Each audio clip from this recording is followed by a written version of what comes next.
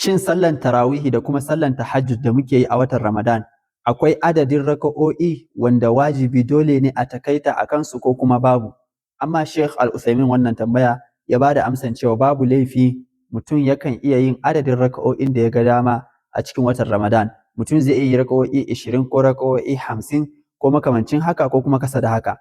Amma ya ce mutum ya lazimci abin da Annabi sallallahu alaihi wasallam ya kasance yana aikatawa. Hadisi ne ingantacce daga matarsa Aisha, Allah kara mata da take cewa manzon Allah ya kasance baya karawa akan raka'o'i 11. A wata riwaya kuma wato raka'o'i 13.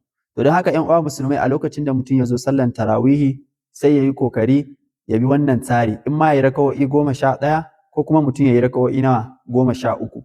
Haka ake son mutum ya dinga yi a duk watan Ramadana. Abu na farko kenan. Sannan abu na biyu, mutum yakan iya caccanza, wani lokaci ya yi raka'o'i 5, wani lokaci ya yi raka'o'i 7, wani lokaci ya yi 9, wani lokaci ya yi 11, wani lokaci ya yi 13.